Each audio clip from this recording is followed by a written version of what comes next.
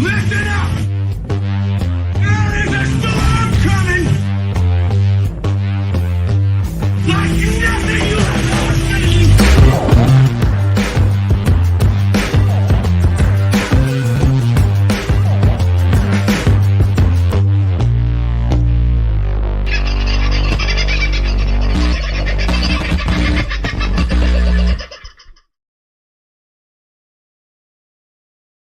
Well, howdy, folks. Hope you're doing all right. How was your weekend? You did okay? I did about 600 kilometers or more, probably a bit more.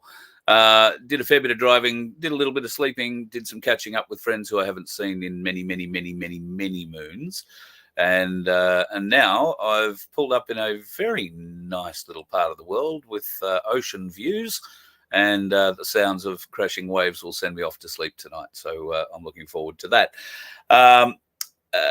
I've had a couple of interesting conversations with people over the last few days, and I want to start out with an apology to you. I'm sorry that I'm not on every night. I will attempt to make that better. Some days, particularly after I've traveled a long distance, it's mentally draining driving this vehicle, particularly on some of the roads through Victoria, I've found. So by the time I finish driving, I am really wasted. And then I sit down and spend a couple of hours looking through what's going on in the world. And by the time I get it together, I'm just about ready to fall asleep. And in fact, that did happen to me on Saturday when I've turned up to visit some friends. They took me for a drive to show me around their area, and I fell asleep in the backseat of their car. Not the best sort of look. So, yeah, not flash. I'm feeling fine. Don't get worried about my health. I'm doing quite fine. Daylight savings has mucked with me, the body clock a little bit. I love the twilight. I love the late nights. I'm just not used to them. Normally in Queensland, the body clock sees the sun go down and it says, okay, you've got about 2 hours left and you go to sleep. Here, it's sort of doing the same kind of thing, but I'm up very early in the mornings. So sometimes I'm burning the candle at both ends, and occasionally that means that I have a problem putting a show out, or I've got a transmission issue, a connection issue. I think I should just about have sorted most of those issues out. I have backups for backups and alternatives for connection and all that sort of thing. So I think by now, we've got a bit of continuity going on in the background with what I need to keep on the air. So fingers crossed that will be happening a lot more regularly. But I do understand, although I failed to until I caught up with somebody today, and they brought it up to me along with somebody else who had mentioned it to me in the last few days, and then I've run into somebody else today who's mentioned it as well.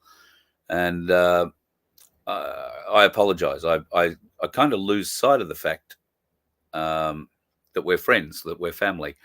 I don't lose sight of that. It's just that I get tired and I fall asleep. So my apologies. I'm going to get better, and once we've figured out how we're going to do what we're going to do in here a little bit better, and that's in part what I'm doing here. We're going to make some modifications inside the vehicle. There is a whole area that has stuff in it that I've never even used, never unpacked, don't look like unpacking to use. But that area would be very useful for putting the gear in, so we can set up a multi-camera show very easily, very quickly, and run it from that position. So we'll get all that sort of sorted out in the not too distant future. At the moment, we're busily trying to sort out things like our hydrogen. And we will talk more about hydrogen because I have some hydrogen figures for you after the weekend of running. And when we talk those figures, hopefully we'll do it with a man who knows more about it than I do, Tim Dwyer. With a bit of luck, will be joining us in a little while too. I did want to talk about a few other things, but before we get into that, say good day to a few folks. Who was first in the room tonight? Chris was in, followed very closely by Aussie Sue, Valorant Nick, and Apache's back in. Hello, Margot, Michelle, Macca's in, Margot's in, Harm. Good to see you, buddy. Great to catch up. And who else? Zippy. Oh, I haven't seen Zippy for a little while. 10 Cent. There's Pete, the man from Pinaroo. He's been telling me that recently many more planes flying over their head, spraying things, and then sort of turning right and heading back across the continent again. It's all a little weird. And I've had some interesting conversations in the last couple of days with someone rather unexpectedly about wanting to have a conversation about particularly the spraying stuff. So a bit of research being done, and we'll see what we can come out there. Hi, Suze. Look, I know people probably don't expect it, but I've come across some people in the last few days who are really quite affected by the fact that when I'm not on, and I'm sorry for that. They begin to worry that something's happened, and I guess in certain climates that could possibly be the case. Fortunately, at the moment, not so much. I don't tend to advertise too much at the moment where I'm going to be or what I'm doing. I'm not doing too many live shows as such, although I might sneak a couple in before I get back to Queensland. I'm doing that for a reason. We will do a lot more live shows. But at the moment, it's difficult as a one-person operation to run all the gear and talk to you coherently. I'm not capable of doing it, and we don't have the budget for me to have a Galactic Larrikin on the road as much as I would love to have Rob with me.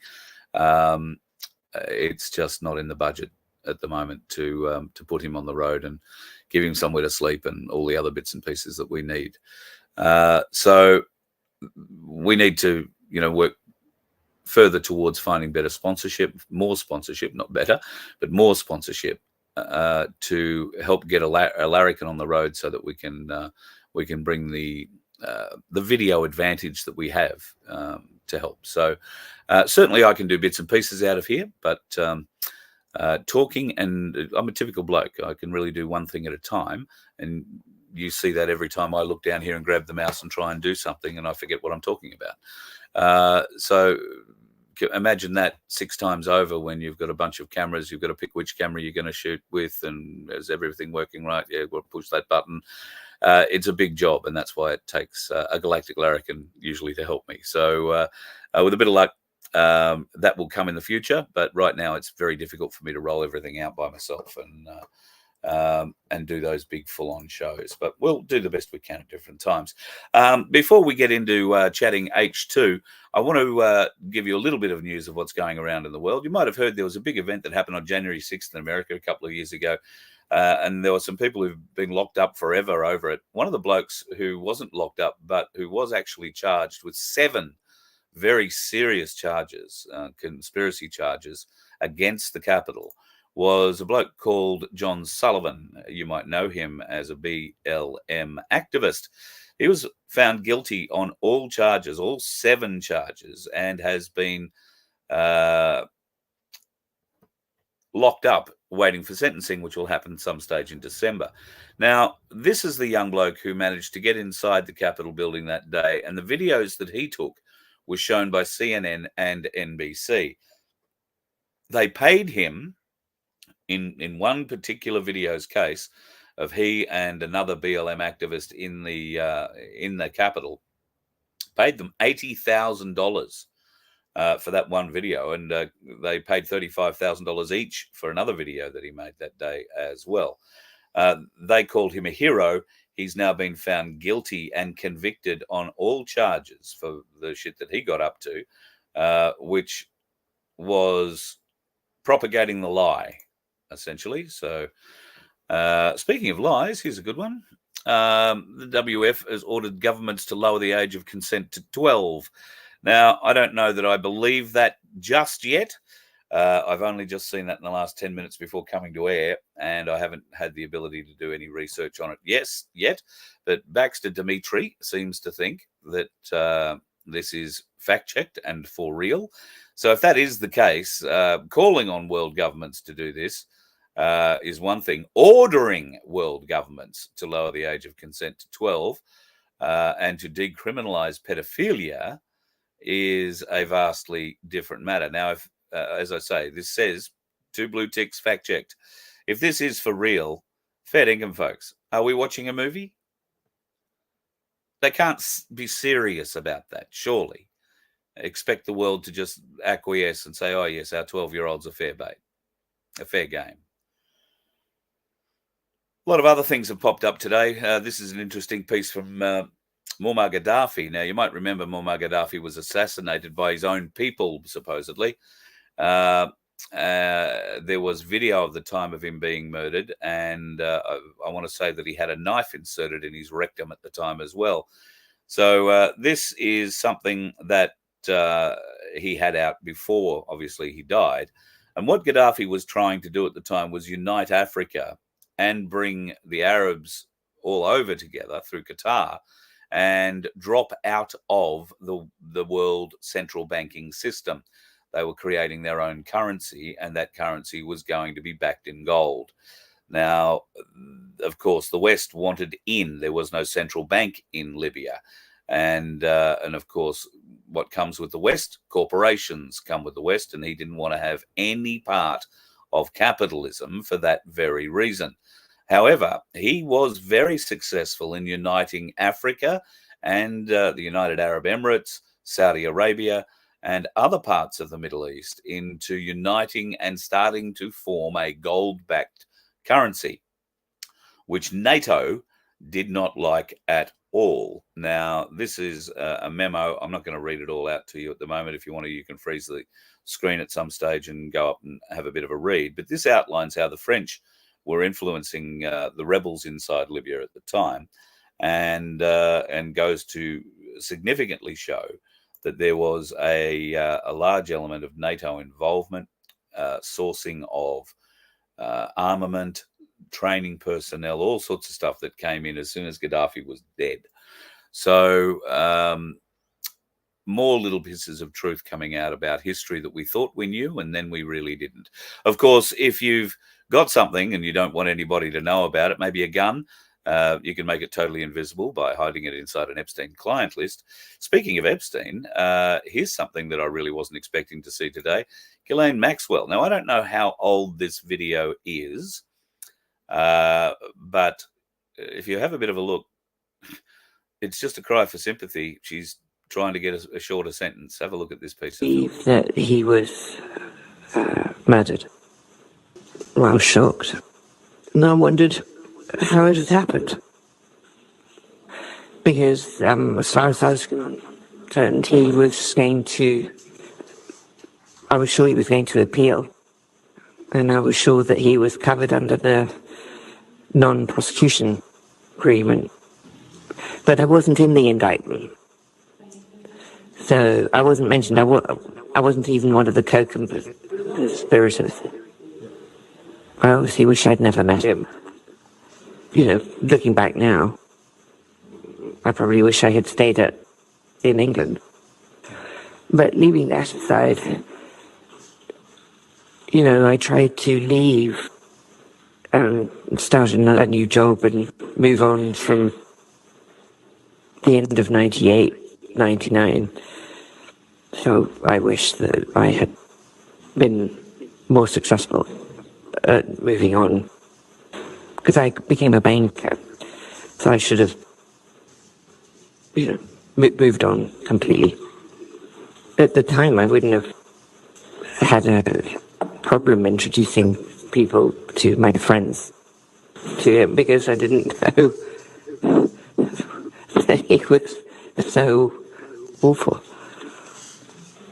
I mean, obviously now, looking back with hindsight, of course, but at the time, I mean, he had lots of friends. I mean, he was friendly with just about everybody you can imagine. There was no reason to imagine that he wasn't someone of interest to people.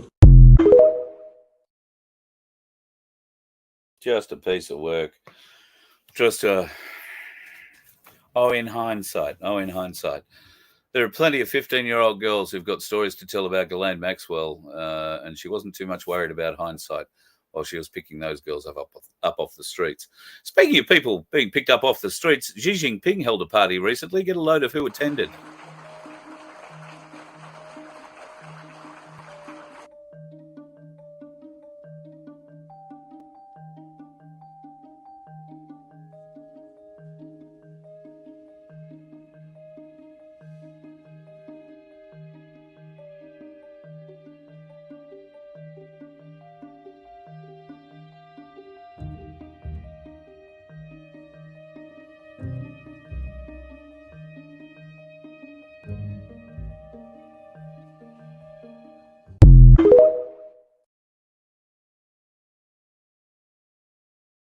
unlike our meeting with Albo, they look to be enjoying themselves.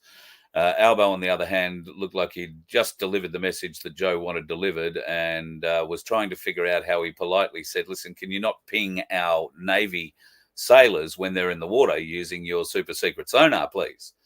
Did you hear about that last Tuesday? Mainstream media have only really just released it. Others have been talking about it now for, probably since last Wednesday. It's been an ongoing story. What sort of damage happens to a sailor when they get pinged by a super secret sonar? Well, I'm led to believe that your ears will be ringing a fair bit. And this particular sonar is very, very powerful. What they were doing, why they were doing it, is anyone's guess. At the moment, the Australians aren't really saying why we had, well, apparently our boat had run through some fishing trawler nets and had got them caught up in the props. So the divers were in trying to cut the props free from the fishing net. There were flags up and radio communications were established with the Chinese ship. They were told that there were divers in the water. They apparently steered towards our Navy vessel. I think it was the Toowoomba, and pinged it for whatever reason. The sailors came out of the water, probably ears ringing a bit, I would have thought, but it can have much harsher effects on the body as well, I'm led to believe. So fingers crossed that those guys are okay and nothing bad is happening. There is one other thing I want to talk about before we get into H2 tonight, and I just want you to have a think about it. If you regularly give blood, if you are unjabbed and you regularly give blood, you might want to think about storing your own. At the moment, if you require surgery and you're getting blood out of a blood bank, it's whatever the blood bank ordains to keep after what it sells, by the way. Our blood banks have a huge multi-decade long deal with blood product company that we're all familiar with. I won't mention here, but you have seen the paperwork on what they do with adrenochrome. They have a blood product deal with that company. So less than 10% of the blood that's donated actually goes back into a body. In this country, at any rate, it's used in all sorts of other areas. So don't be deceived by that. However, everybody who is giving blood and has been part of this farce, the jibbity jab, there are now bags full of this infected, if you like, blood. If you need surgery, you will get this blood. You don't really want that, I would have thought. So it is possible to take your own blood and store it. I'm looking deeper into the ways and places where you can do this, how long you can keep it for, because it doesn't have a finite lifetime, whether or not it's worthwhile storing your own blood, particularly if you are prone to needing surgeries or that kind of thing. If you know you're going to have surgery, do you want to store your blood before you go and have surgery? That way you've only got your blood going back into you.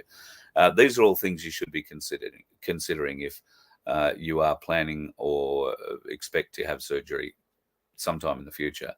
If I were you, I would be trying to save a little bit of my own blood, which I will try and do. I'll look into see if there are places that will actually keep it and store it. Otherwise, you may need another bar fridge. Speaking of bar fridges, I've got to say I've been reaching for my fridge in celebration of a man named Tim Dwyer. I have done a bit over, just under 2,000 kilometres on petrol and hydrogen, I think now. And before I get in and start gushing, let me bring the man himself up. Good morning, sir, or good evening, sir. How are you? Hi, Carl. Hi, everybody. How you doing? But I am as excited as buggery over this. So for people who may not be over the saga so far, let's call it that, I left Brisbane in a bus that has a V10 petrol motor and 220 litres of LPG down the side of it as well. I managed to get 55 litres per 100 kilometres on the drive down to Adelaide, out of the LPG and averaged about 41 kilometres out of the petrol, although didn't run petrol very long through that trip, if I'm honest. Most of it was run on LPG.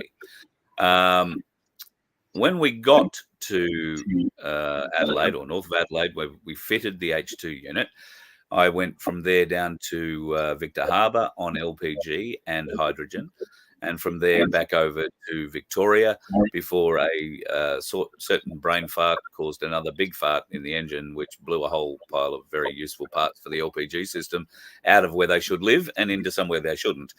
That still hasn't been fixed. But I got over my nervousness of fixing a fuse and managed to get the hydrogen going again. And I left Melbourne and drove north up to the Murray, along the Murray, and down to Albury, where I fueled up. And from there, I headed over to the East Coast. And Tim, you and I had a bit of a discussion last night when I got Vince's spreadsheet to work.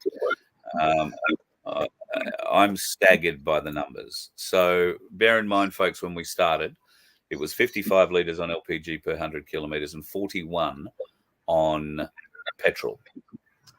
So my drive from Melbourne to Albury, let's call it, via Shepparton and along the Murray, I averaged 27.24 litres per 100 kilometres. 27.24. That's pretty flat, that drive, not a lot of big hills. I'm blown away with that. The next portion of the drive was quite hilly. So along the Hume, but then crossing over the Great Dividing Range and then getting along the Coastal Range circuit. I did 635 kilometres in that journey, and I did them at 33.2 litres per 100 kilometres. This is down from 41 without hydrogen working. Tim, really, 2 tanks of fuel in and a lot of hills in that second day, like a lot of hills, a lot of kicking back gears and riding up hills at 60 kilometres an hour. I could not be more blown away by the significant extension of kilometres that I'm travelling, the power that I'm getting, the torque that I'm developing. I am blown away. And you told me that it doesn't work very well on petrol. Well, it's interesting, Carl. The unit itself was originally designed for diesel trucks, for Caterpillars, Cummins, Detroits, all those sorts of engines, pulling B-doubles and road trains. Now, as we went along, obviously, we tried it on anything and everything. And if it had an engine in it, we wanted to play with it. And so we did put it on a tiny little diesel, a little Citroen C4, like 1.2 litres. And then we put it on a V12 Cummins generator up in the gold mines. But when we put it on the petrol cars, what we found was that, I think, as I've spoken to you before and probably mentioned on one of these shows, that there's a formula of how much hydrogen you need per litre and per litre of fuel, whether it's petrol or diesel. And if it's petrol, it's one formula. If it's diesel, it's another formula. And it works better on diesel than it does on petrol. Now, the reason you're getting such a really brilliant result, and it's atypical, but it's the hydrogen is designed to pick up the inefficiency in the burn in the combustion chambers. So what happens is, in your engine, it's not a very efficient engine in its natural state. And so when we add the hydrogen into it, then we get the hydrogen acts like introducing a high octane fuel. So instead of having 91 or 95 unleaded in it, this is like having 105 octane in it. Yeah, and right. So you don't need as much fuel to get the energy as you would normally. And so the hydrogen system that we've got, it is it's an amazing little jigger. It really is, because Oh, in today's world, at fuel at $2 a litre, you don't have to save too much fuel to save a lot of money. no, And no. and the torque, the ease of driving. I know on my car, you probably wouldn't feel it so much in the bus, but if I pull out to pass a truck, you just pull out and it's gone. You just put your foot down and it bolts. It literally bolts. And the other thing, you may notice this, is when you take your foot off the throttle, it has a good run on. It still drives on. So you end up taking your foot off the throttle a lot earlier when you're coming to traffic lights or whatever, because it's going to continue to drive. Yeah. And it's very comfortable and easy at that. Please don't think that, it's running away from you or that. It's nothing like that at all. It's a very easy, comfortable drive. And I'm learning a new way of driving, given that it's a big, heavy vehicle that I'm driving. You've got to approach hills in a certain way. And I'm aiming now for a certain rev range, not a certain speed. So I'm looking for that torque band, because I know that I'm developing much stronger torque, and I'm holding the taller gears for longer. So I'm setting my speed, if you like, and my revs by what I'm able to get best torque range going up a hill. But conversely, coming down a hill, I can lift off, and she will hold me at the speed that I set as well.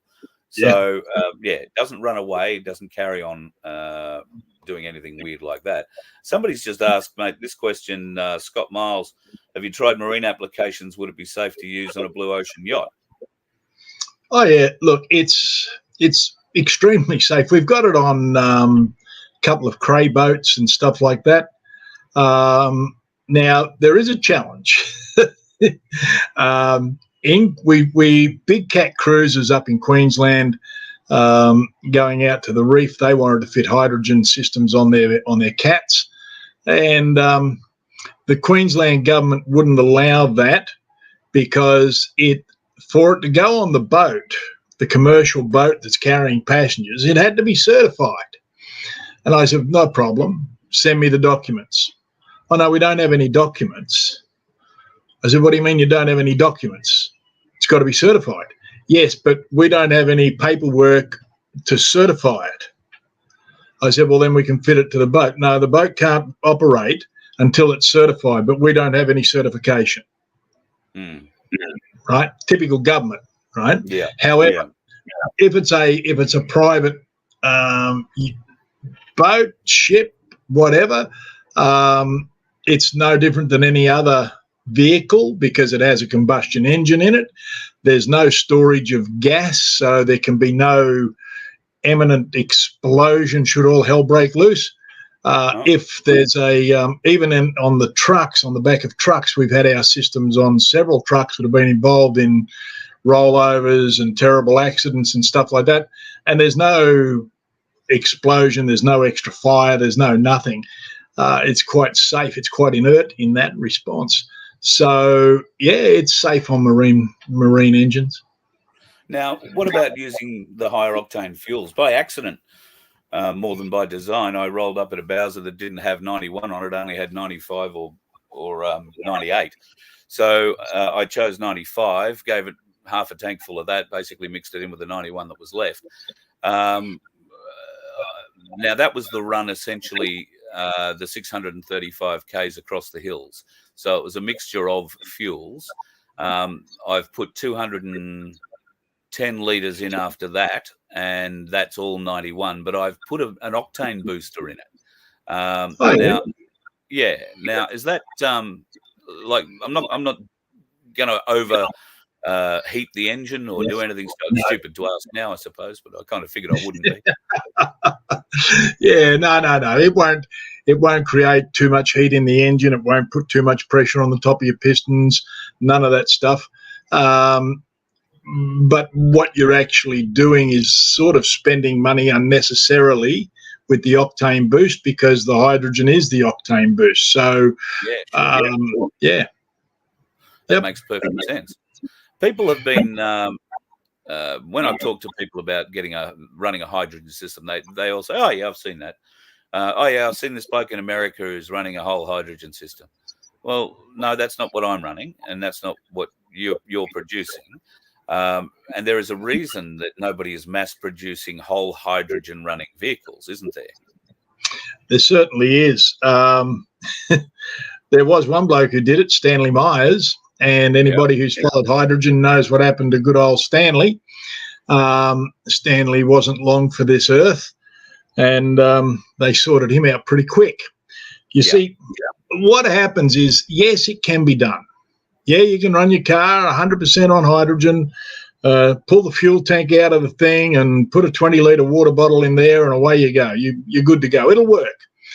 There's a lot of work to do in calibrating the right amount of air to hydrogen then, because if you put too much oxygen or too much air in with the hydrogen, it'll burn too hot and melt the tops out of your pistons. But it can be controlled by the amount of oxygen going in. So what happens is that we took on this project in as much as that all we wanted to do was probably cut the fuel figure down by 15 to 20% for most people. And at that point, we wouldn't be hurting the oil companies too much, and we wouldn't be upsetting the government too much, we thought. And so that way we would still walk upon the earth, and we wouldn't have cement gumboots and all that sort of stuff. Now, it did... An accidental explosion in the workshop, you know. It did upset a few people along the way, and there was certain oil companies that weren't happy with what we were doing, and they made their unhappiness known to us, but that was just stiff pickies. So with this, the guys in America, they're running. There's a bloke over there, he's got a ute, and he's running his whole system, well, a pickup they call them over there.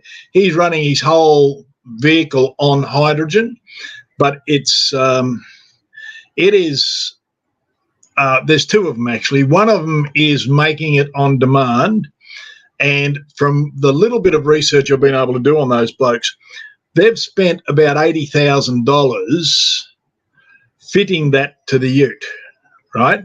There's another bloke who's built a complete engine with incredible pistons and rods and new bearings and crankshaft, like it's designed to run hydrogen, and he has a compressed hydrogen tank that takes up most of the back of the ute. And that is just on $1 million worth of ute. But you can't carry it in it because it's got a hydrogen tank in it. But he's there to prove a point that you can do it. However, what we do is the system in your bus is about the size of a shoebox. Yep. Right? Yep. And for 400 mil of water every 2,000 Ks, and to get, in your case, Carl, what are we saying, about 30% or something, wasn't it? 38%, I think you worked it out at last night. Yep, 38%, which, not everyone's going to get that because, as I mentioned earlier, that your engine's not a terribly efficient engine, so it's just picking up that loss. But to get that sort of efficiency for half a litre of water every 2,000 Ks, I think I'd prefer to do that than fight the oil companies and the government. Yep. Good question here from Peter. Wants to know if we're going to run a Hazchem diamond or something on the number plates to let people know that there's hydrogen in the system. Yeah, Peter, we could. The interesting thing is that, with your normal petrol or diesel car, you've got a tank full of fuel. The only thing you have a notice for is LPG, and that's because it's a pressurised system. So even when the car's turned off or the truck's turned off, that pressurised tank of LPG is still sitting there pressurised. It's like a bomb. When the hydrogen is turned off, all there is water. And it's not pressurised. It's never pressurised.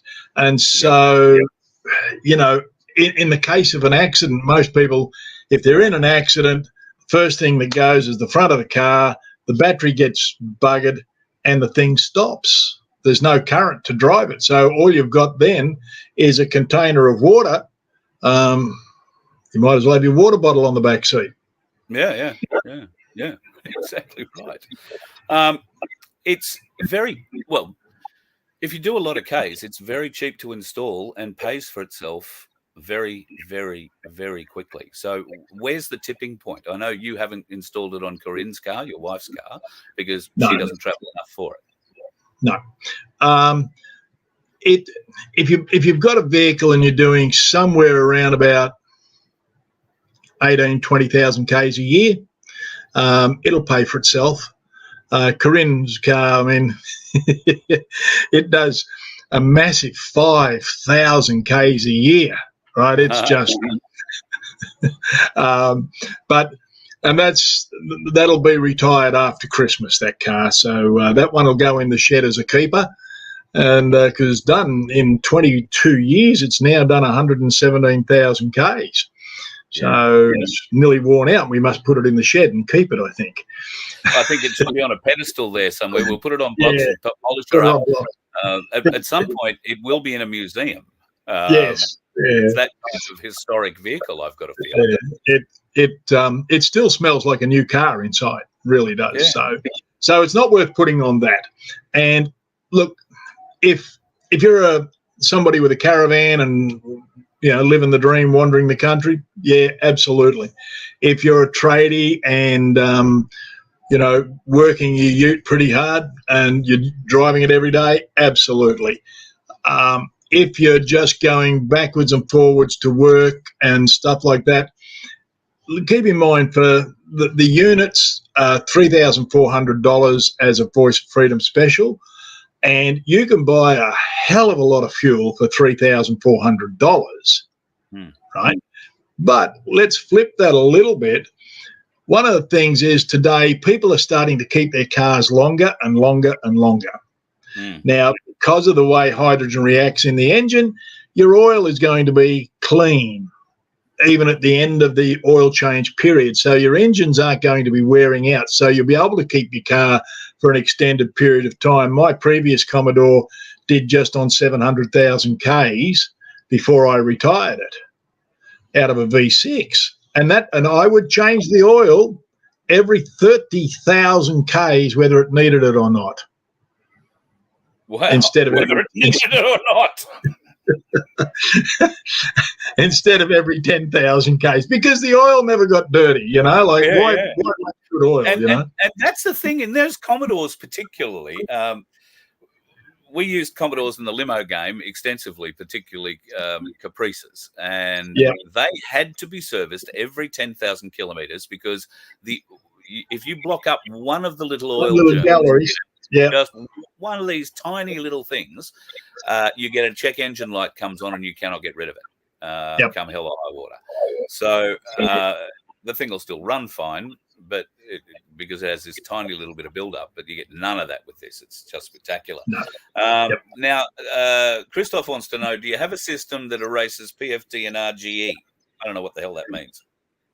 Okay, so what he wants is DPF, diesel particulate filter, right? So the diesel particulate filters, right? Now, on a diesel, what they've done is they've put diesel particulate filters in. Instead of fixing up the dirty engine at combustion, they put this ridiculously expensive big filter in the exhaust pipe that captures all the unburnt diesel particulates. That black smoke that we always used to see coming out of a diesel, it still comes out. It just gets caught. And then what it's designed to do is it burns all that off inside this filter. And so all that emission still goes out the back, just it's all burnt at a higher temperature. And then what happens is after a while, the diesel particulate filters don't operate as good. They get clogged up. You've got to get them cleaned. And if you hold on to your Toyota or whatever you've got with a DPF in it, at around about 400,000 Ks, you need to buy a new one. And the new one is around about $4,000. not much different than the price of a hydrogen unit. So if we put a hydrogen unit on it, there's no diesel particulate left to get captured in the filter. So we fix the problem in the combustion chamber, not after the combustion chamber. Yeah. So, yes, so the DPF, and what was the other one there? Exhaust gas recirculation, I think it was, EGR. RGE or Yep. RGR. So recirculating gases. So again, that will still recirculate the exhaust gas, and Cummins engines were notorious for these EGR systems fouling up on them. And again, with the hydrogen, it'll still recirculate, but there's nothing there to burn because we've burnt it all the first time in the combustion chamber. And the other thing too, with large diesel engines, and Cummins were particularly prone to this, they would get a buildup of carbon around the rings on the pistons, and they'd start using a lot of oil. Well, as soon as we fitted the hydrogen unit to it, it'd burn all that carbon out of there, and it'd stop burning oil. Yep. Okay. Particulate filters will certainly be a thing of the past. I don't know what George does for a living, but George 350 wants to know if it's possible to install this on a cruise liner. Now, I don't know if he's building the next Titanic. George might be a pseudonym. Yep. George, look, we can increase and decrease the size of these things to fit pretty much any engine in the world. Now, those cruise liner engines have got pistons the size of your kitchen table, and we need a fair bit of gas. So we have to, again, increase the electronics, redesign a few bits and pieces, but it is just a matter of building the system and replicating what we've got to produce enough gas to go through those engines. So yeah, we can fit it on cruise liners and container ships, because a lot of the container ships now aren't allowed to, or any of them aren't allowed to use bunker oil because it's too dirty. But if we had hydrogen on there, the bunker oil would be just fine. Yeah. And the engines in the boats would be a lot cleaner for it. Absolutely. And a lot quieter. Yeah. All the things that people seem to be wanting out of, mechanical things in this day and age. That's simply amazing. So I think we've covered off most of the questions about it for the moment that I can see. Would it need I guess it says here, would it need one on each cylinder? No, you wouldn't need a different or a hydrogen generator on each cylinder. You just have a bloody big hydrogen generator. Yeah, and the beautiful part about the diesel engines, I mean, however many turbos you've got, that's how many units you need. So on a V8 diesel, on like a big V8 diesel as a genset, for instance, they've got 2 turbos. So we set up a hydrogen system for each turbo. And as the hydrogen goes in on the low pressure side of the turbo and mixes with the air, it's completely mixed, and every cylinder gets the right amount. So yeah, mate, absolutely stunning. So your system for folks through Voice of Freedom is available to them at a discounted rate of, like you said, $3,400. Thank you very much for making it available to the people. Thank you guys, because it's my pleasure to keep the freedom movement moving. Yeah. Well, that's the plan. Absolutely. Now we'll talk briefly about the other thing, I guess, that's on people's minds at the moment. After the speech on Remembrance Day at the Shrine, have you had much feedback? Just a bit. Yeah. The emails got a bit excited there for a few days, and a lot of people, and even like a lot of people that weren't there that saw the clip that you recorded. I put that out. You put it out. I don't know. How many views did you get on yours, Carl? Do you know? I haven't, but hang on. Give me a minute here. I'll just go and have a quick look. I can probably bring it up and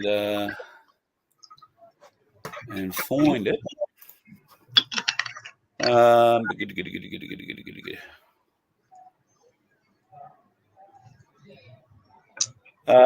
Okay, so at the moment it's been seen about 3,500 times, I guess.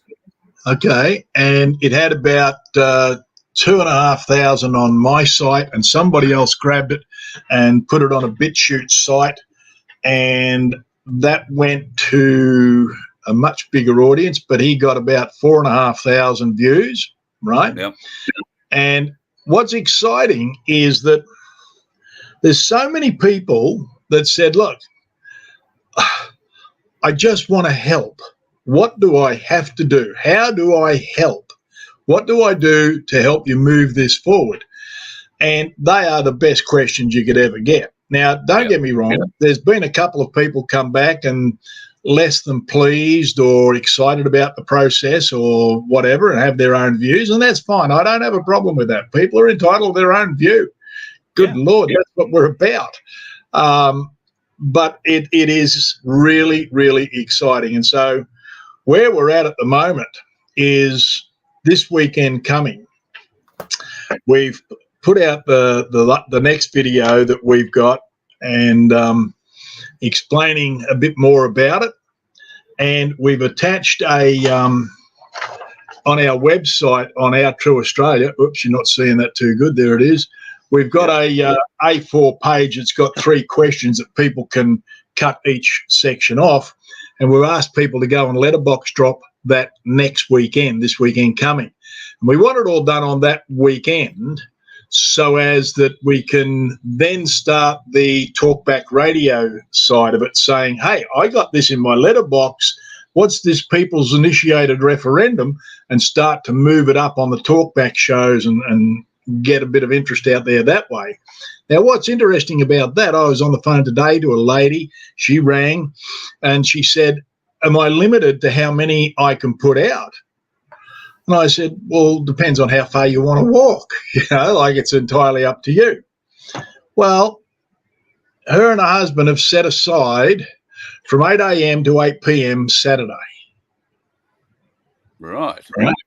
And I said, well, how many have you printed? She said, I've printed 500 pages.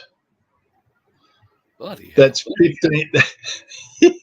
So she got 1,500 flyers to put out, right? So she went through a ream of paper, right? Yeah. Now, the emails that we sent the link out on and stuff like that, I think we sent that out to 800 emails on our list, and a couple of those people we know have got, there's one lady particularly in New South Wales, we know that she'll put it out, and she's got 2,500 people on her email list. Now, we can't expect all of those people to do it. I understand that. No. But if we work on 10%, and if every one of them put out 100 on average, that is a lot of pamphlets hitting letterboxes, right? So our platform works like this. This is the strategy I've got at the moment. I know Christmas is coming, and as soon as December 1 clicks over, everybody goes into Minyama mode and thinks Santa's going to turn up the next day. Like, I've got Christmas shows on, I've got to do this, the kids have got to go here. So I get that. So what we're doing is we're just starting to get the conversation ticking. This is why we're going to do this letterbox drop now, right? Yep. And it's only designed, these are questions designed to get people asking questions. Right? So on one of the questions, I'll read them to you if you've got a minute.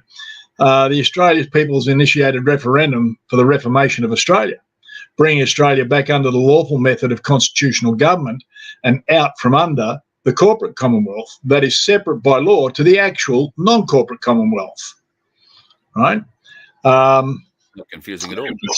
No, not confusing at all. Right? Now, let me grab this up here. It'll be easier for me to do it this way. Where did I go with that, Carl? Where did I put it?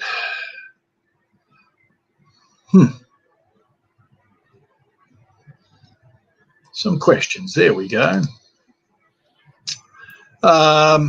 Some questions to ask your friends and your family. Did you know that not one member of the federal parliament has sworn the lawful constitutional oath or affirmation?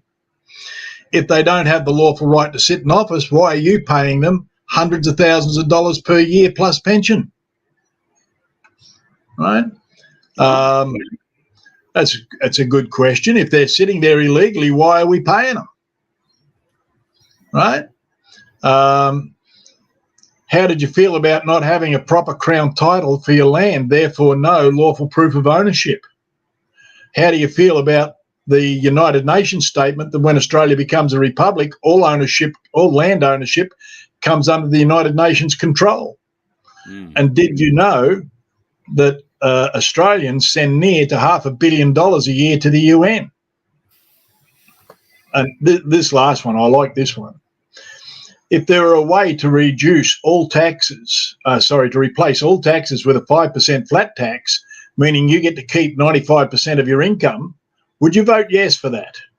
And would you vote yes for less government interference in your life? And on a scale of 1 to 10, how much do you trust your state and federal government? You got to love that, don't you? I think that's a telling number. Yeah. So these are the sorts of questions that we're putting out there in the letterboxes. Now, I understand most people are going to take a quick glance at it and chuck it in the bin. But there'll be some of them that'll grab those and they'll be thinking, must ask George down the pub on Friday night what he thinks of this. Did he get one of these? Right? And I just want that conversation just to start ticking over, because then what we're going to do is during the Christmas period, we're really going to get stuck into strategizing the 6 questions of the referendum. Now, think about this. I want to talk about the referendum. And I got this book here that sort of explains the referendums. All right. So if we go to section 128, which is where the referendums are,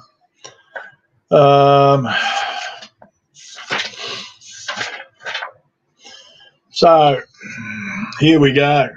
Alteration of the Constitution. This Constitution shall not be altered except in the following manner. Now it says here, the proposed law for the alteration, therefore, must be passed by the absolute majority of each House of Parliament and not less than 2 nor more than 6 months after its passage through the Houses. The proposed law shall be submitted into each state to the electors qualified to vote for the election of members of the House of Representatives. Okay, let's think about this. The proposed law. Who proposes the law? There's a question we've got to ask. Because if there is going to be a proposed law, somebody has to propose the law. To put it forward, yep. To put it forward. Okay. Then it is up to the Houses of Parliament to pass that proposed law so as it can go forward to a referendum. We got a problem. The proposed law can be proposed and should be proposed by the people. Right? Now, the reason I say that is because there's this funny little bit at the start of the book, whereas if we get up here to the start of it, whoops, gone too far.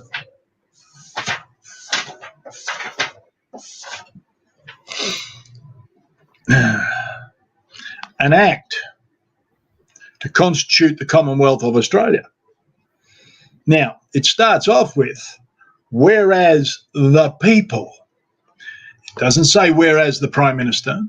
It doesn't say whereas the Governor-General. It does not say whereas the Queen.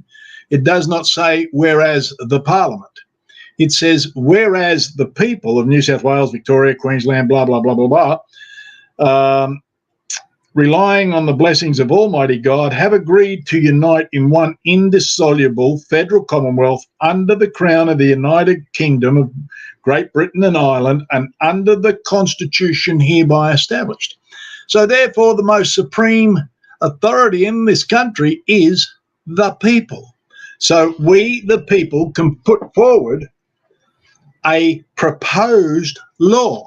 Now, the problem we've got is we'd love to be able to put a proposed law to the Parliament. However, we don't have one. No, we have no way of doing it. No, because we do not have the legitimacy of office in Parliament. There is not one legitimate politician sitting in the House. Now, I've got my next video is going to be interesting. I got this picture that I made up today, and it's got a picture of Parliament House. I'll try and describe it to you because I can't show it to you. And on the flagpole, there's a big United Nations symbol. And there's an arrow going off to the left to the WHO symbol, and an arrow going off to the right to the World Economic Forum. And from the WHO and the World Economic Forum, there's an arrow pointing to the front door. Under the United Nations symbol in the middle, in between those two other symbols, it says, is this the United Nations bitch? Right? Now, the United Nations, through the WHO and the World Economic Forum, are controlling what we call the Parliament. Now, we know we don't have a legitimacy of Parliament. We know that because we don't have a legitimate Governor-General to form a damn Parliament. And so how do we then put forward a proposed law to have it passed by non-parliamentarians to be okayed by a non-Governor-General? So what the hell do we do? What's the purpose of even doing this? Well, my theory is this. They didn't listen to us when we wrote them 1 million letters because they don't care. They didn't listen to us when we went to Canberra and assembled en masse by the millions because they don't care. And if we come to them with a proposed law, they're not going to listen to us because they don't care. Right? They have no care for us.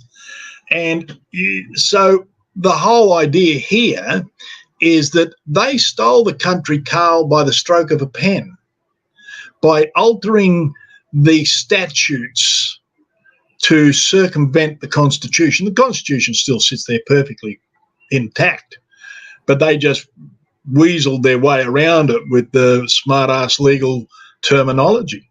Yep. And so my theory is, okay, people of Australia, if you've had enough, if you've really had enough, then let's run this referendum. We can do it.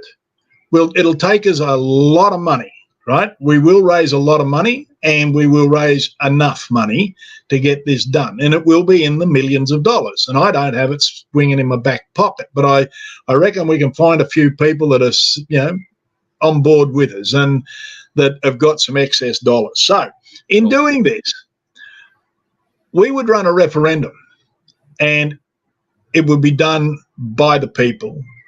It would be ran by the people. And we would then set up a legitimate Parliament outside of the corporation.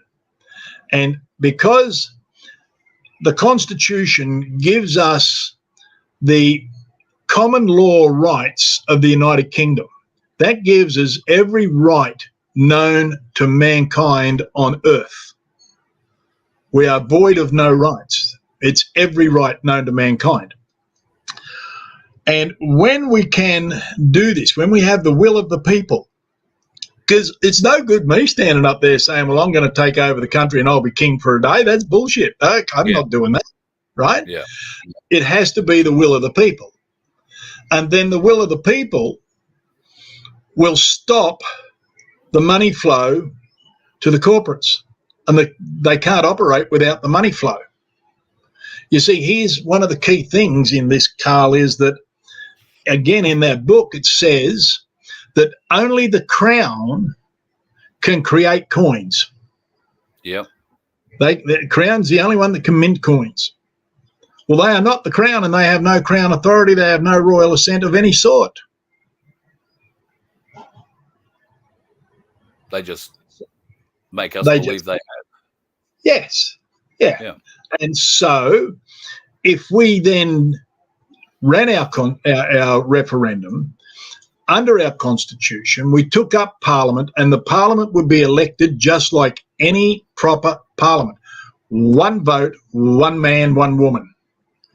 Right? And so let's say you and I are both contesting a seat in Oodna Whoop Whoop, and whoever gets the most votes at the end of the day, that's the representative. It doesn't get passed up and up and up and counted a dozen times. That's rubbish, right? Yeah. And all roads must lead back to either Liberal or Labor. That's what you call a cartel. Right? And so is it going to be easy to work out? Hell no. This is going to be a monster of a job. It really is. And I imagine some resistance could be expected from certain interested parties. Oh, no doubt. Absolutely no doubt. And this is why I put out on that other video that, you know, my heart's in really good shape. I take medication for nothing. I've driven millions of kilometres. I've not had a crash. I don't take drugs. I've never taken drugs. So, you know, if something happens to me, you will know damn well that it was no accident, right? And somebody else then has to pick up the bat and run. But look, I'm excited by this because some of the stuff, and I can't put it out there yet, but some of the stuff I'm getting back from people of the atrocities that are happening to them in the courts, right? You know, the UN flags are, I know, they're flying on the buildings, right? We've seen them all over recently. Yeah, they're just getting weirder and weirder. Yeah.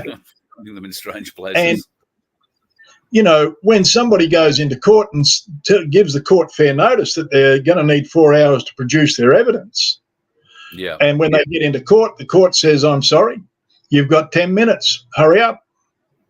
And, you know, all this sort of stuff. This is not Australia. This is not who us old farts, grew up having and believing and knowing. This is some weird ass science fiction show. Yeah. And we got to stop it. We do. Graham's mentioning here about how much it's going to cost. We sort of covered that. Yes, we know it's going to cost a lot of money. The Australian federal government spent $430 million of our dollars on a failed yes vote campaign. So what hope does that give us of making an impact on the Australian public? I don't think we need anything like $430 million. I think we have a very interested Australian public who are open to hearing, potential new solutions to a problem that is going to be the end of us if we don't do something about it. Absolutely. And, you know, they are interested. They really are interested. And when you start talking to people about particularly their tax situation, right? Imagining, see, a couple of people have said, yes, but you can't get out from under the debt, right? The international debt that these dogs have put us under is it's $1.8 trillion. Now, let me explain that. People, you hear this word billion and million and trillion. Nobody stops to think about it. Now, we know that what $1 million is, right? But $1 billion is 1,000 million. 1 billion is 1,000 million dollars. $1 trillion is 1,000 billion.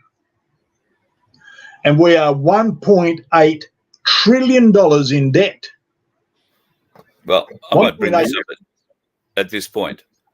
Yep. That is the Australian debt clock. And look how fast it's growing at over $100,000 probably every 10 seconds, maybe 20 seconds. I call it 20 seconds just to be generous. Yeah, and exactly.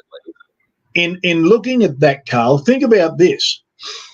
That debt equates to over $640,000 for every man, woman and child alive in Australia today and growing at $100,000 every 20 seconds.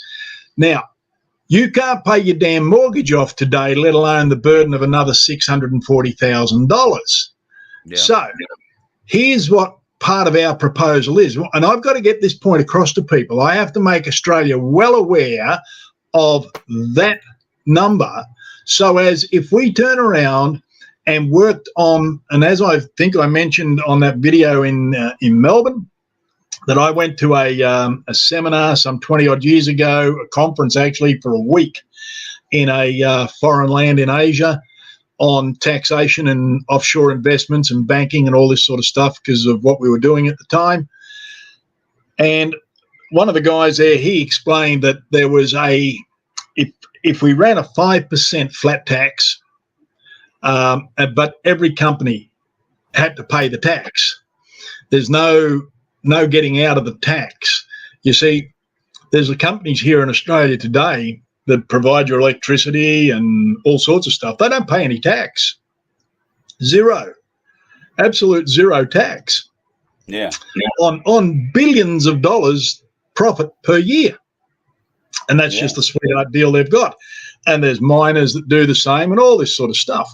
But if we all had to pay the 5%, that's it. Your wages tax is gone, petrol tax is gone, sales tax is gone, GST is gone, everything else is gone, 5%. But everybody has to play the game. Now, in doing that,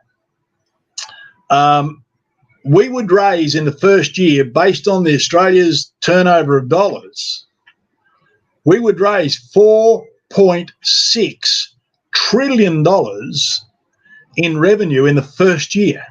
Therefore, we could wipe that debt out in the first year and owe the international money men, the robber barons, no money. We would be free. All right? Now, I'm not saying they're going to like it because the robber barons like to have us under the Rothschild control, right? And people who come out from under the Rothschild control, like what you were showing before with Gaddafi, they didn't like that, right? However, it's either stay there and suffer the consequences and literally become a slave nation, or stand up, do what we've got to do, pay them back their money, and protect ourselves accordingly. And in doing that, what Australia can do is on the second year of take, it would go from 4.6 trillion because now you've got more money to spend. You're going to spend it. You're going to improve your house. You're going to buy another car. You're going to go on a holiday. You're going to eat better food. So our next year's take would go from 4.6 trillion to 5.8 trillion. Right? Now, think about this. If we had our nation back under our control, because there's a let me digress a little.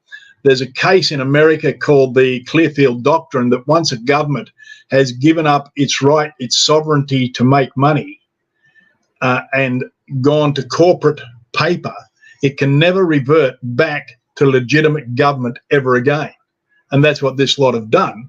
And so we would then have to create our own new currency based on all the mineral wealth that this country's got from gold, silver, oil, uranium, coal, the whole lot. That would base our money. And of course, we'd also throw in there a 5-year average of the agricultural take, being the wool, the wheat, the corn, the grape, everything. And in doing that, we would have the lowest tax rate in the world. We would have the highest, the strongest currency in the world. And we would have the highest standard of living in the world. And in doing this, we could afford to have a proper military.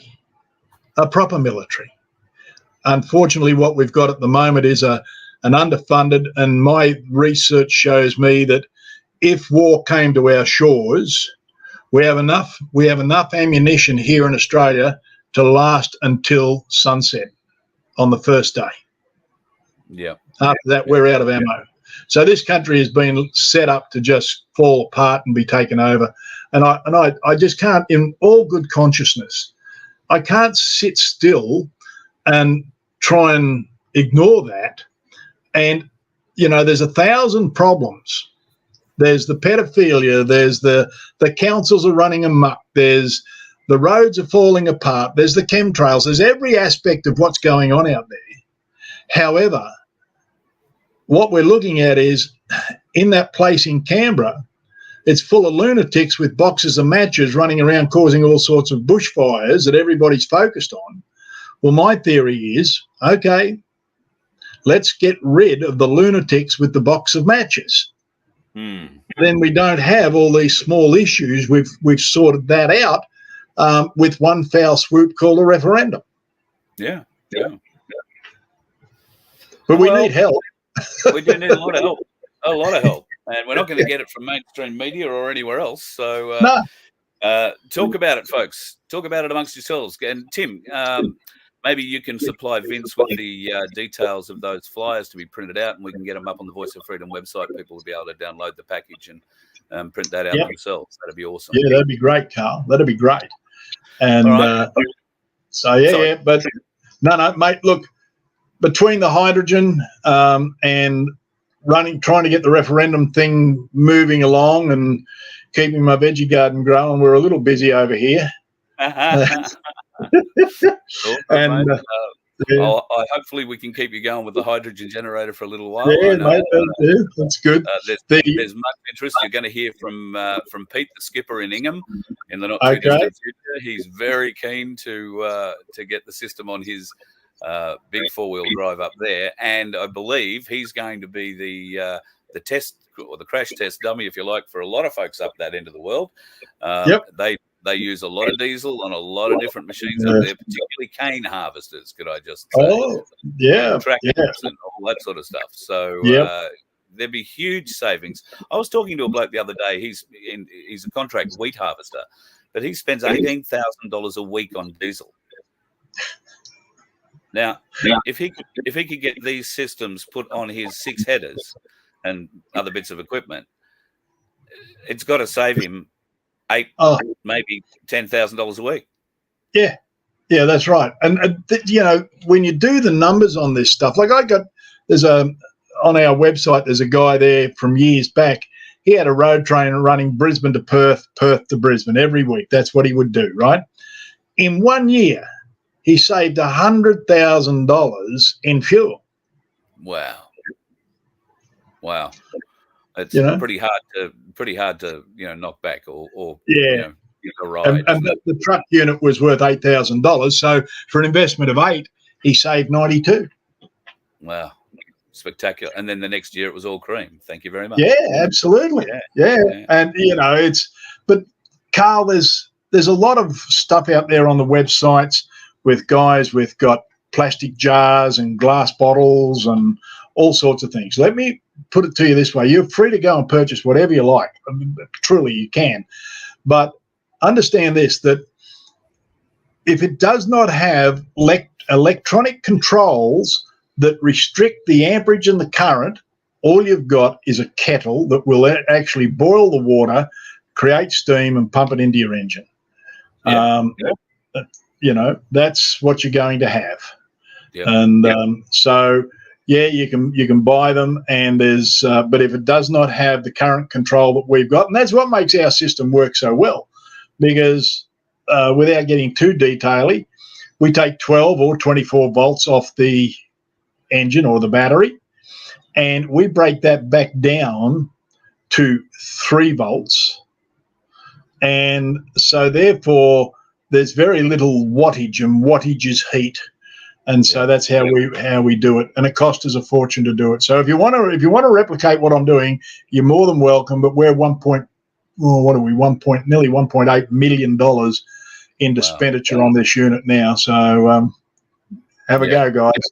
Good luck. That's why you're always smiling. Smart enough not to patent it. Let them know how you did it. No, absolutely. There's no patent on this. Yeah. But there is a chip in the box that you can't read. I guarantee you can't read it. It's got a 650-bit military encryption on it, and if you try and take it off the board to put it on a chip reader, it just poops itself, and that's the end of it. Thank you. Good stuff. You're a gentleman and a scholar. I love having you on the show, mate. Hey, mate, where are you off to next?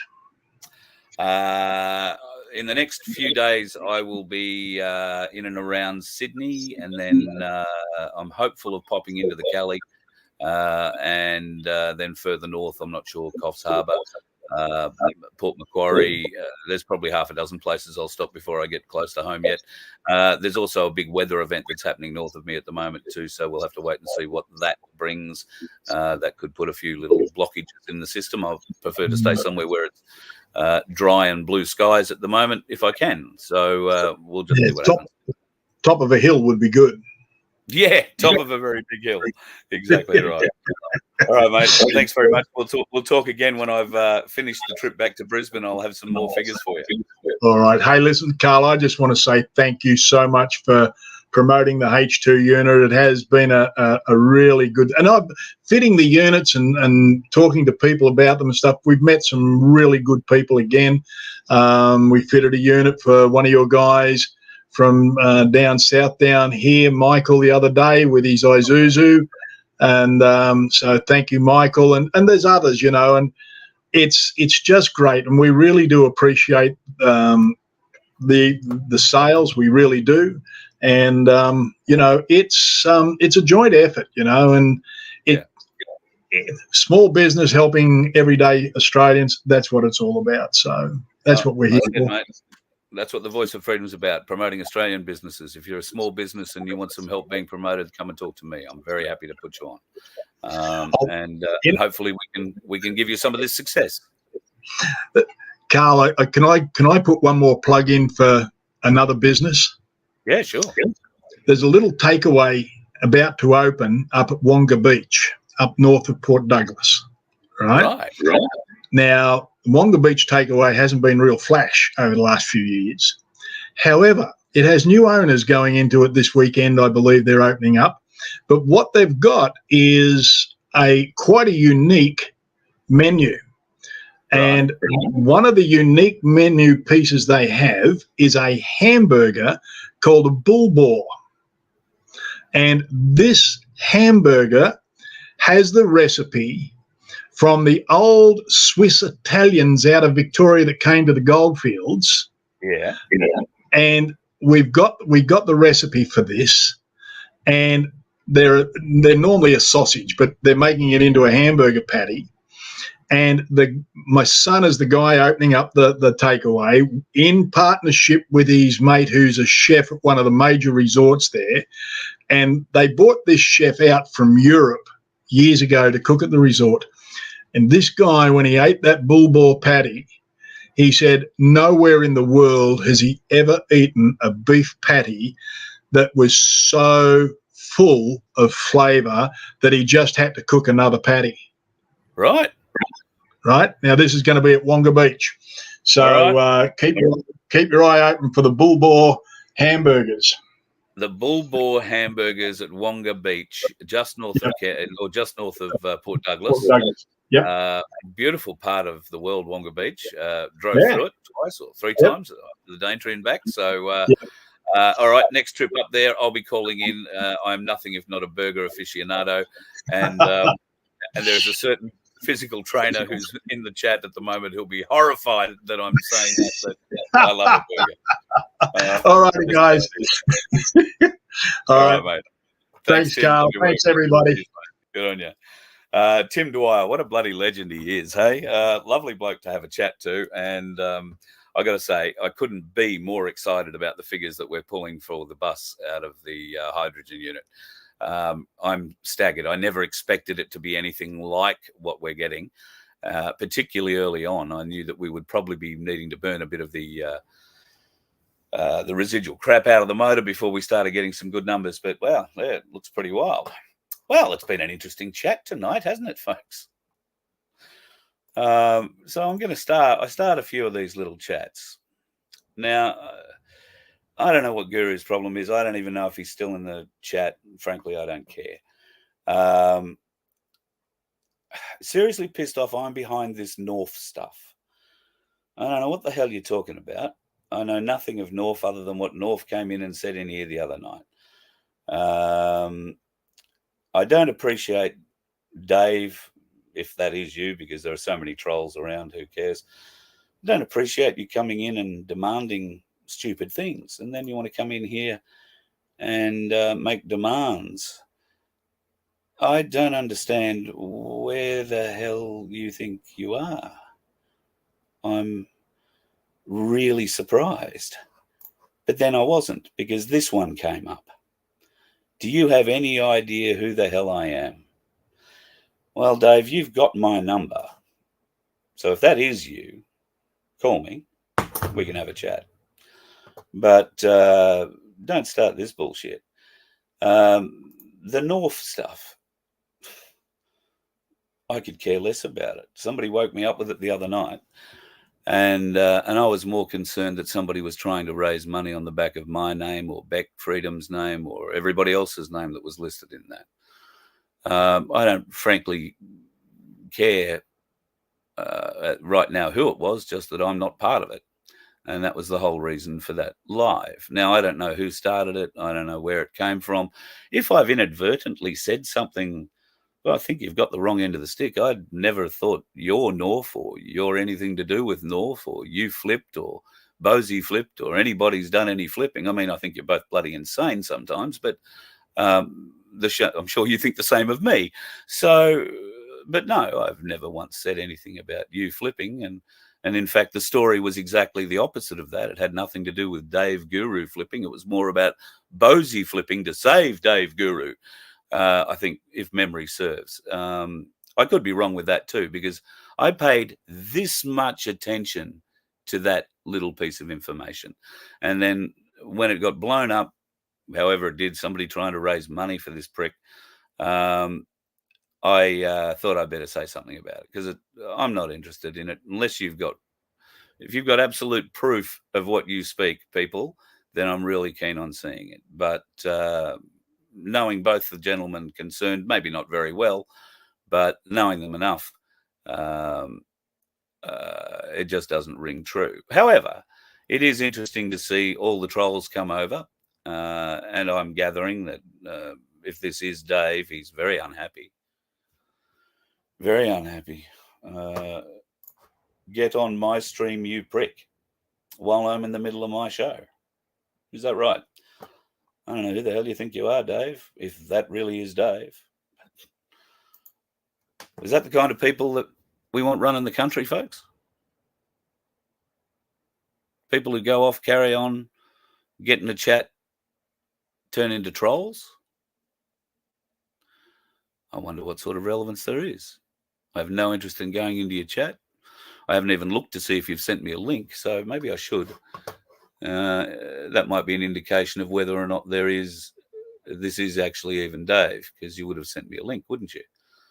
Oh, that's weird. My email's not opening up now.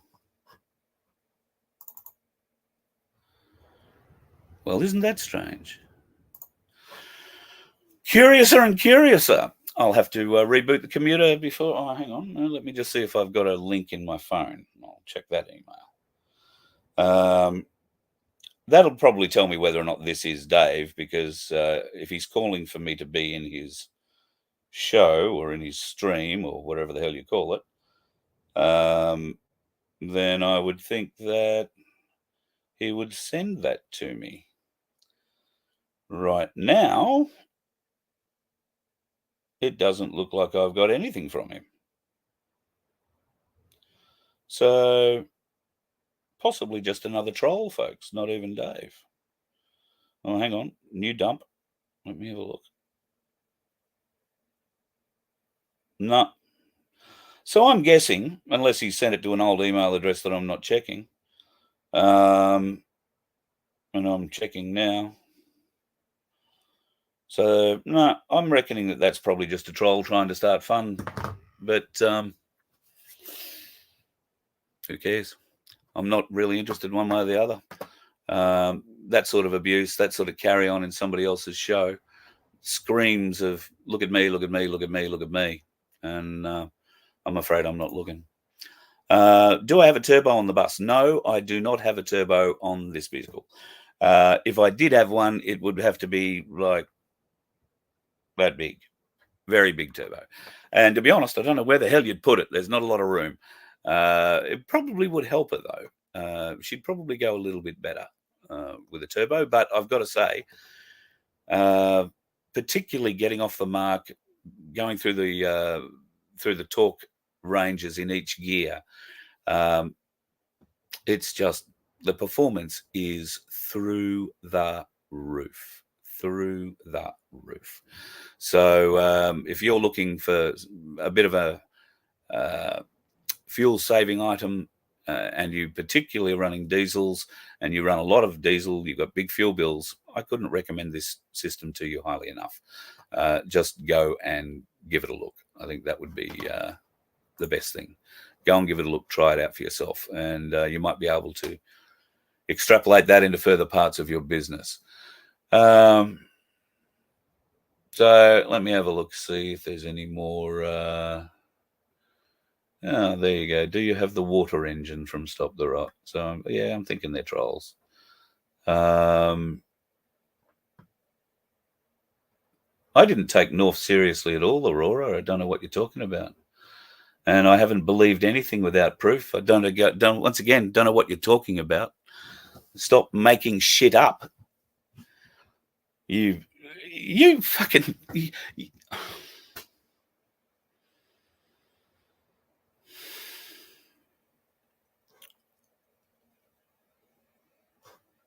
I'm not going to enter into it because it's what they want.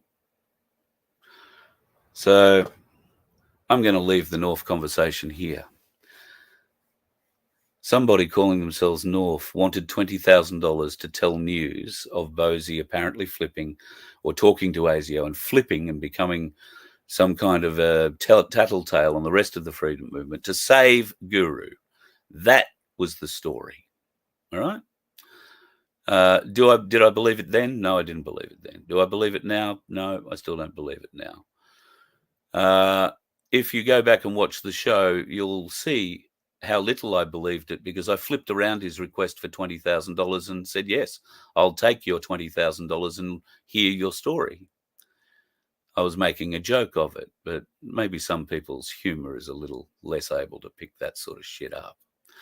I have no idea who North is, but North came in on the back of 3 other trolls that night who usually would be expected to be found in Stop the Rot's chat pages or possibly on a Cooker Twitter page.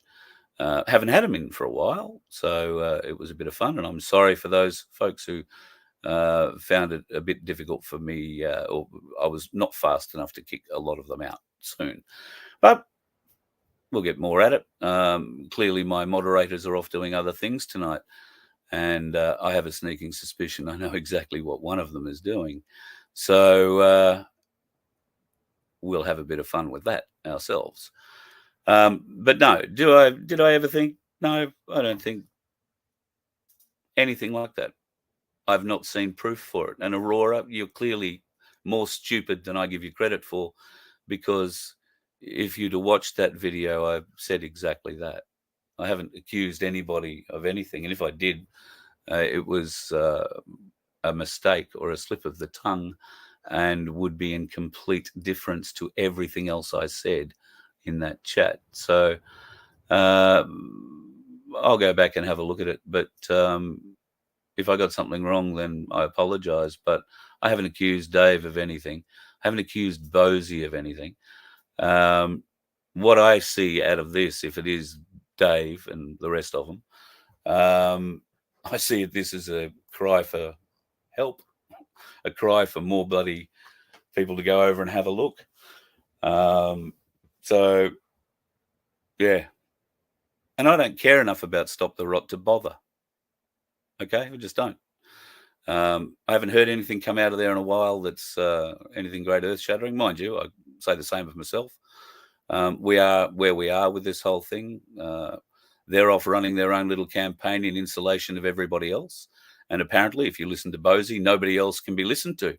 Only he and the once solely trusted Guru Graham. They're the only people in this movement to be trusted, apparently, according to the dictator himself. So I'll let you deal with that, because ultimately he's talking to you. So if that's how it's going to be, that's how it's going to be. But, you know, somebody calling themselves Stop the Rot could well be Cooker Watch. But believe it or not, I've had some very good conversations with Cooker Watch. In fact, I think now it's public knowledge. She's been posting she's recovering from breast cancer.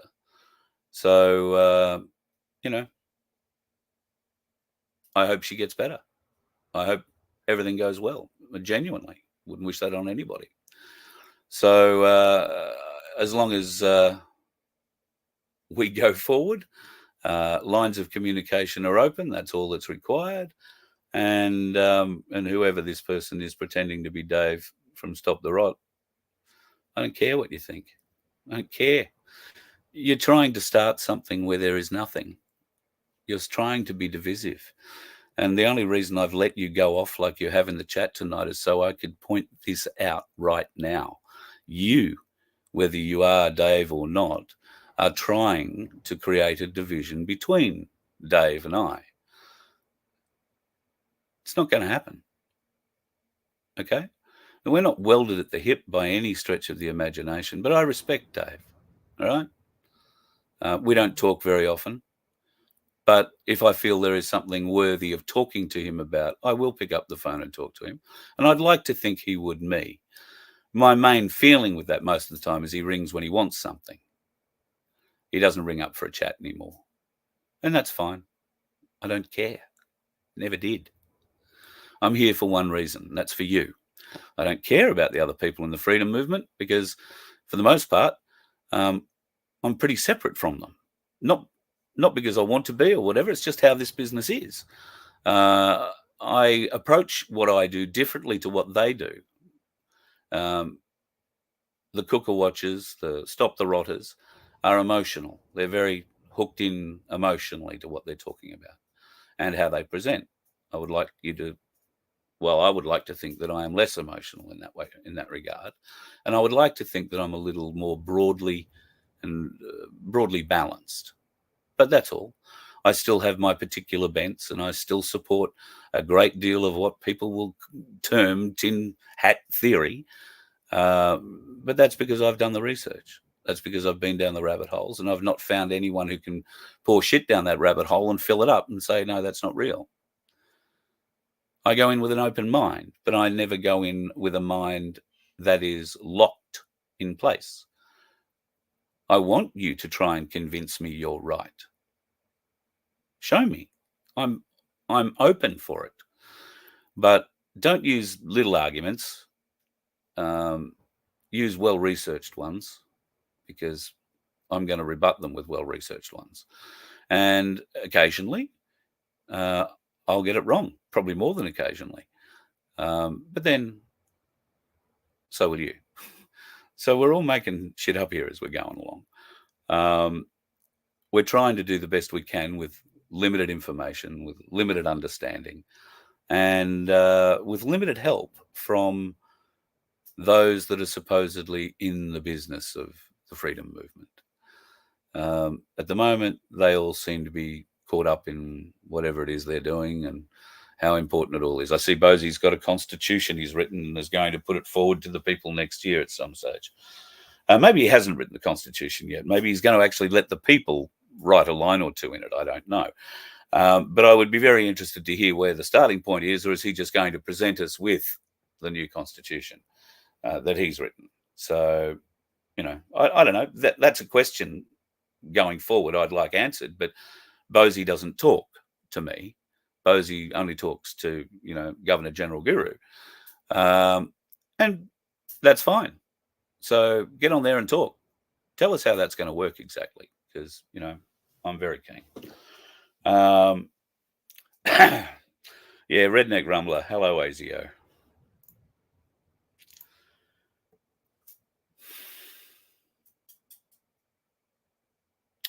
No, I won't. Hello, ASIO.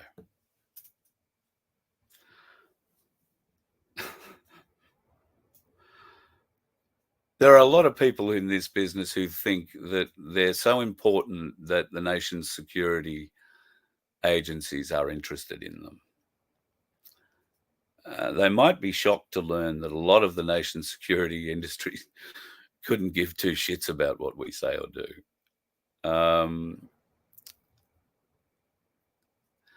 There are times where they do, I'm sure, but by and large, they don't care because they know that most of the people aren't going to stand up and do anything about it. This is just me preaching into the night to, however many you are, lonely people sitting at home. That's the way they'll write this off. So all we can do is keep doing, keep spreading, keep hitting the like button if you can, folks. If there is one on the channel you happen to be watching, if there is a subscribe button, hit the subscribe button. That would be really helpful. Although from what I'm told, there is no subscribe button on a number of the YouTube channels anymore. You can still subscribe at Rumble though, and you'll always find the show there, particularly when they take this one off the air. So yeah. Angela, yes, water off a duck's back. Yeah, it is. I'm not upset, worried, or perturbed at all. Couldn't care less. And I actually don't know whether I don't think that's Guru, but if it is, then this is the way to contact me, my friend, not by, throwing a tanty in my chat, because that just makes you look really, really childish. If it is, in fact, you. So, yeah. And I tell you what, I don't even care enough to send the message to find out if it really was him. This North thing is nothing. This is something that is being contrived by someone to draw some kind of a wedge. Now, I would be remiss in not reporting it, but when the whole thing blew up the other day with the Telegram appeal for $20,000 so this prick could come out and tell us everything he knew. Well, he told us everything he knew. When I called him out in the chat, I said, yeah, give me 20 grand, or better still, keep your 20 grand and be a real decent human being and tell us what you think we need to know, rather than offering a bribe or wanting a bribe for it. So that's where I left North. If they do have any information, they wanted a bribe for it, which means they're not the kind of person I'm going to be dealing with right from the outset. It also makes me doubt from the very first syllable that came out of their fingertips everything that came out afterwards, right? Because there is the bribe they wanted to tell us what they supposedly knew. Then there is the deep lack of silence since I called them out and said, well, send me the proof. I'll turn the bus around. I'll come to you right now. Offer's still there. Where's the proof? All right? Because trust me, I will come. We will discuss it. I'll show your proof. But if you don't have it, you won't like the person that turns up on your doorstep at all. So don't play games. If you want to help us find the truth, then by all means, get it out there. Start your own channel. Be a hero. Because it sounds like that's what some of you want to be. Me, not so much. Not after that. Couldn't care less. I want to make sure that we live through this, that our kids live through this, that our grandkids get a chance to live and prosper going forward. Not be slaves. Not have everything that we've enjoyed in our lives taken from us and taken from them, to a point where they never even knew it existed. That's what's coming, as sad as it is. All right. So, no, Ellen, I'm not buying into the bullshit. And I'm not buying into the bullshit. Don't care enough to buy into the bullshit. And I said the other night, this smells like a scam right from the word go. It looks like a scam. It looks like a really poorly thought out, badly put together, no background kind of a scam. So that's what I'd be doing, folks. Treat it like that. And if anybody else wants to conflate it, I would be asking why. who's making the mileage out of keeping this story going? Because it's not me. I don't want it. So, yeah. Don't worry about North. None of us are. I guess we can, pardon me, we can kind of hope that strange things happen to strange people further down the track. Or, I guess, if it really came down to it, we can always wish for one of those dickheads on the road to be, well, doing what dickheads on the road do. Huh? You let one ant stand up to us, then they all might stand up. Those puny little ants outnumber us 100 to 1. And if they ever figure that out, there goes our way of life. It's not about food. It's about keeping those ants in line. That's why we're going back. Does anybody else want to stay?